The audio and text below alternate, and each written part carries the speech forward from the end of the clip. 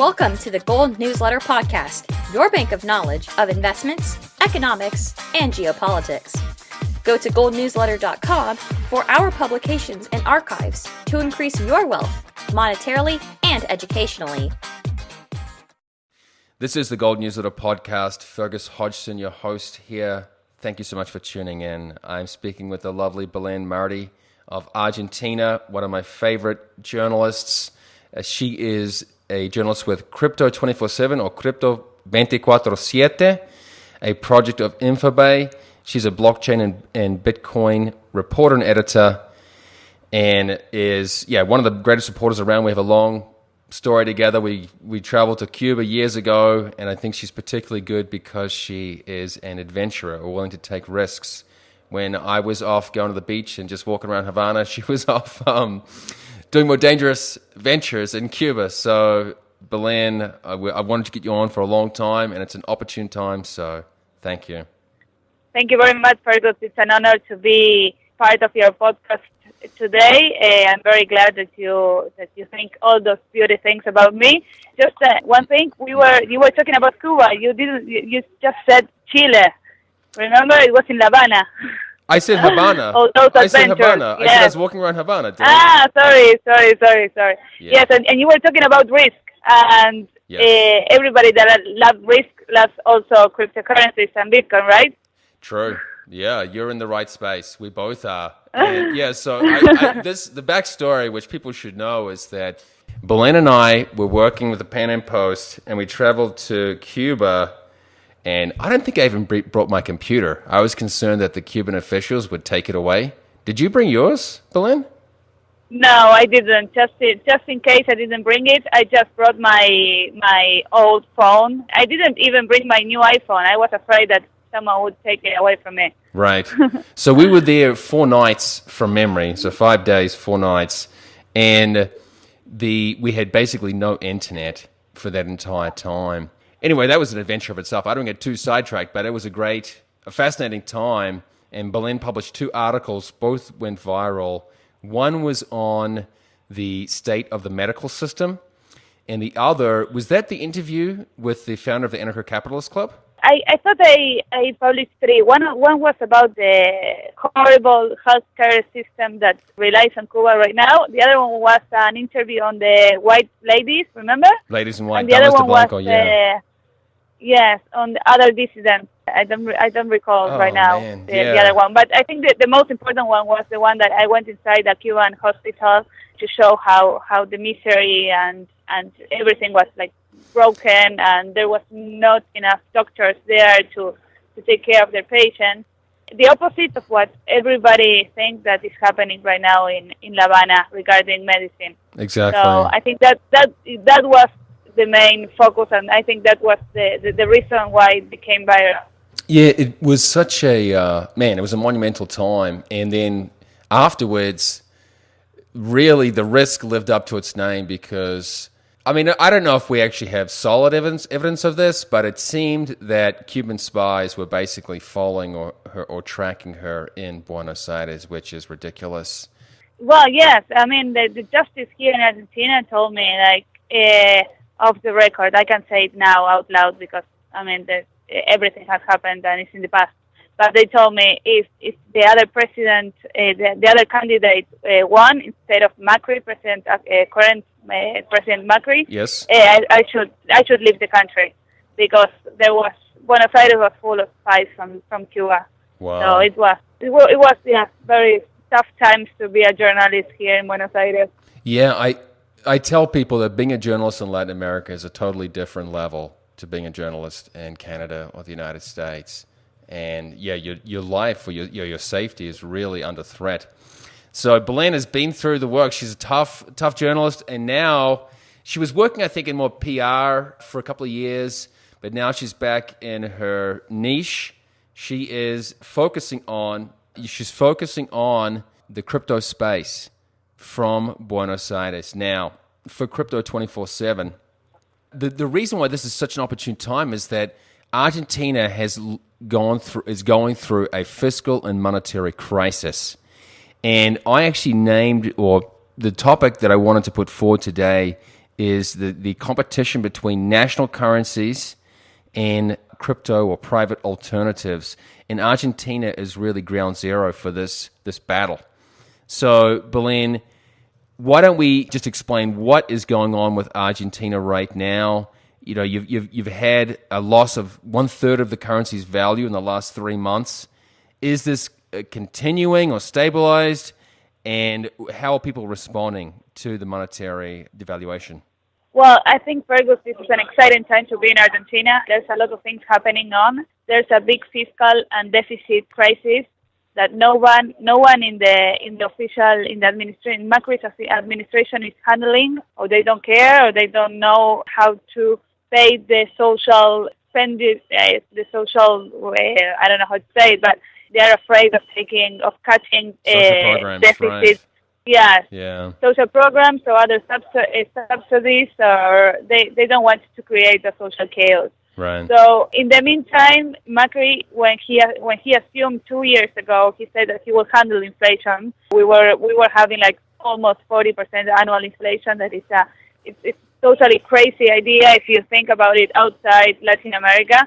Let me just give one piece of statistic on this, because I've been doing plenty of research into Argentina lately, and one crazy data point that I found was that between 1934 and 2012, so almost 80 years, Argentina had an annual rate of inflation of 50%, compounded each year. Yes, except during the 90s. During the 90s, we had this 1 peso was $1, so Yeah. our inflation rate was, well, it depends on the dollar rate. In average, you are certain.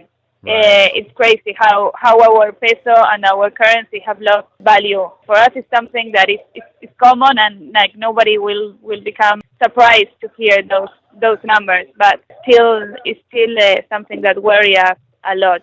So I think the topic that you chose today about the competition, about fiat competition with cryptocurrencies, is timely, okay, because Buenos Aires and Argentina in general has become like a hotspot for the buying of Bitcoin, especially. For more than 40 years, top financial experts and private investors from all over the world have gathered for the New Orleans Investment Conference to discover new opportunities and strategies, exchange ideas, and plan for the coming year.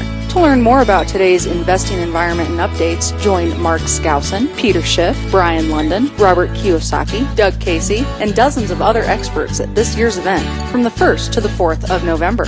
Go to NewOrleansConference.com to register today.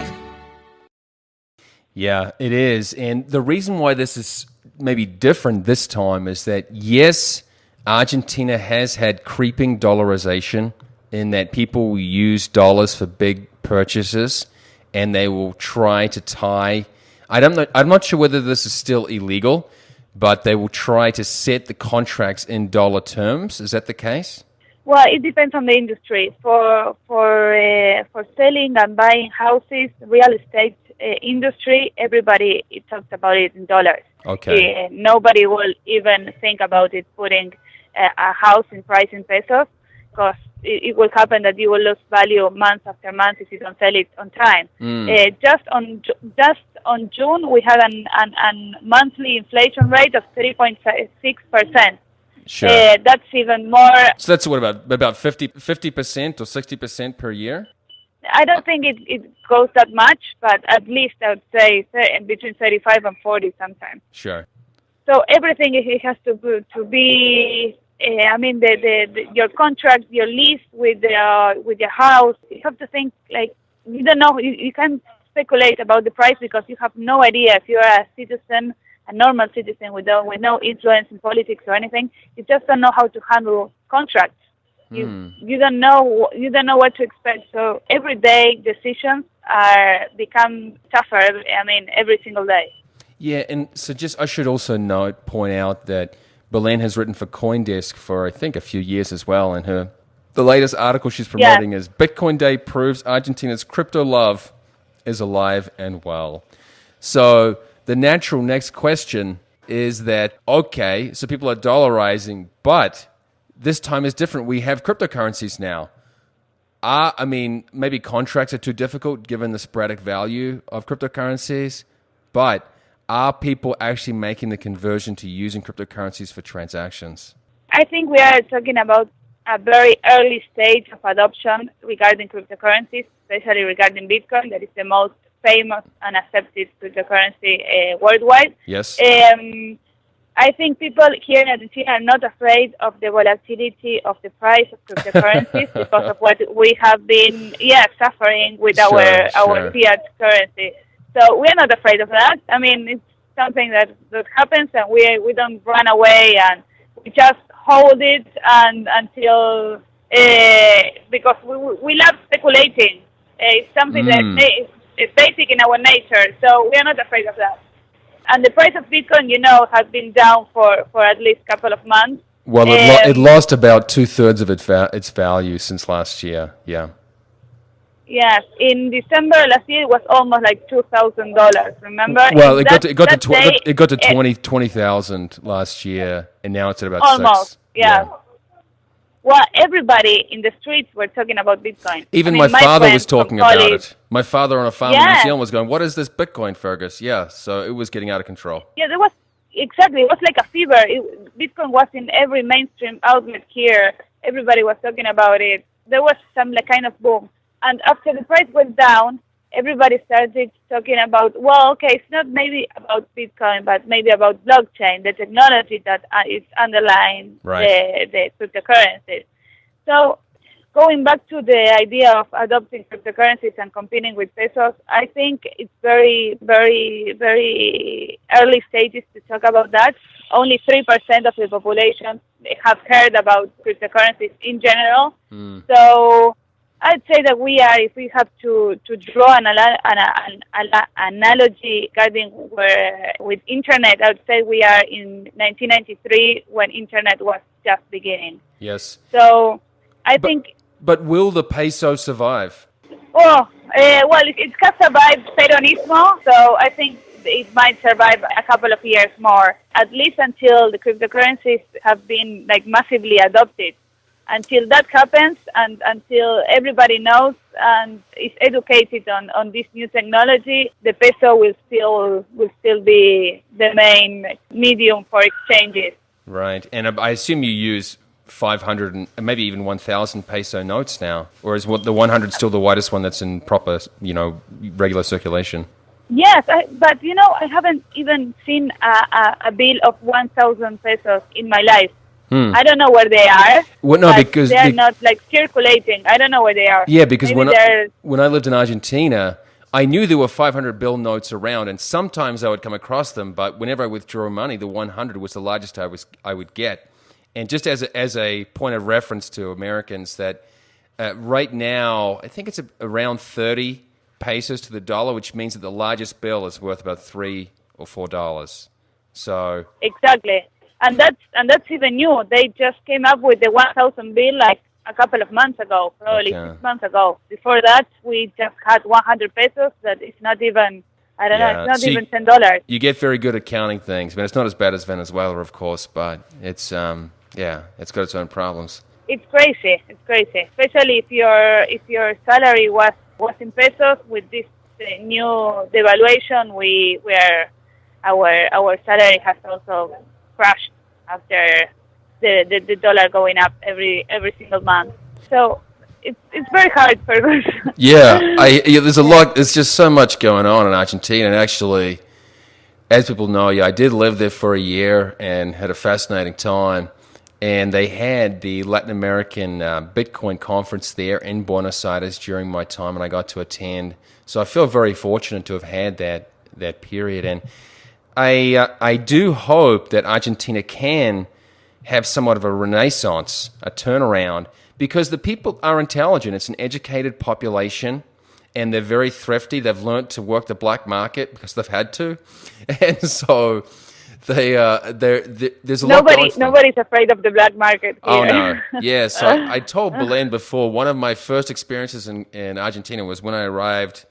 I think this was 2015 now. I just gotten off the plane, and a friend drove me into Palermo where I had my Airbnb. And then I had to get local currency, of course, and either Belén or someone else told me where I could go and change it on a blue dollar exchange. And it was just the weirdest thing because I went into a place and I showed her my dollars, and this lady looked at me like a little bit weirdly, and then gave me the money, and then I walked out. Yeah, but remember why was that? Because it was like kind of illegal to buy dollars during the Kirchner's time. Yeah, during the past administration, there was this odd, I don't know what you want to call them, socialist. They call them just justicialista, which is like social justice party, and they had a fixed exchange rate. I think it was 7 or 8 pesos to the dollar, whereas the natural rate or the free market rate was 15. And as soon as you got on the ferry to go to Uruguay, you would also see that they would just give you 15 there as well. So it was just an odd time. And some things have been loosened, so there's progress. Now tell us about this new outlet. Are you the chief writer and editor of Crypto 24/7? No, we are a team of 3, and we are the one that decides and publish articles regarding what is happening, especially in Latin America, regarding cryptocurrencies. So I invite everyone that is listening to this podcast to enter to Crypto 247. You know why 247, right? 24/7. Yes. Yeah. .com. So we publish what is happening, especially in Latin America. And I would like to announce that we are also planning that it's not the news have not been broken yet. Yeah, we are organizing a big event that will be here in Buenos Aires with our outlet that is also Infobae, that is one of the most respected and most popular media outlets in Spanish in the world. Great. We have more like 65 million unique visitors per month, so it's a big outlet here. Amazing. Yeah. And we are organizing this crypto and blockchain event that will be here in Buenos Aires in one of the most biggest conference, venue in the city. When will this be? It will be on the 16 and Friday 16 and Saturday 17 of November this year. Oh, wow. It will be 2 or 3 weeks before the G20 that will be also organizing here in Buenos Aires. So the event will be called C20 in relation with the G20 event that will be in Buenos Aires 2 weeks after. I'm glad. You better send me the link to this after because I want to share this. I will. We don't have the website ready yet, but we will soon publish it so everybody can register. It will be free of entry. People will have only to register. I think it will be one of the only Bitcoin and blockchain event that will be like free entry. Oh, well, free entry. Okay, well, I guess you must have some sponsors for this one. And what is your work with CoinDesk these days? Well, I'm now writing on exclusively to this Spanish outlet, so my CoinDesk days are over. just for the moment being. But I have been writing for them about what was happening in Chile during the Blockchain Latam Summit in Santiago in May. Yep. And also there was an interesting event here in Buenos Aires, which I also reported to CoinDesk, that was regarding Ethereum, because there's also a big Ethereum community here in the city. Experts all over the world say that developers from Argentina are very good. Yes. Especially the people from RSK that they are developing smart contracts on the blockchain network. Well, I don't know them personally, but I just know that Argentina does have it's relatively first world, at least in the Buenos Aires area. So if you go to Palermo, Buenos Aires is a lovely place to live still. And I think this is a fascinating time. The irony, as you said, the drama is almost a great thing because out of the failure of the peso could be the rise of cryptocurrencies, which we'll all be watching and you're covering. I think it will be happening in the next couple of years, if you ask me. Dynamite. Yeah, so if you want to follow Belén, Twitter is a great place. She publishes both. Well, she publishes her articles in Spanish, but usually they're very clean and easy to read if you're not a native Spanish speaker. And you can see her on Twitter. Where else? Aside from the Infobae, which I will link to 24/7 portion for Crypto 24/7, Where else should people follow your work? I think they can just write me an email. You don't have to follow me to write me a direct message on Twitter. So if you have also any stories or something that you would like to share with me, please do so. That's great. Belén, best of luck with your work. It's a pleasure to speak with you, and we look forward to next time, all right? Thank you very much, Fergus. Ciao. Keep in touch. Bye-bye. Bye-bye.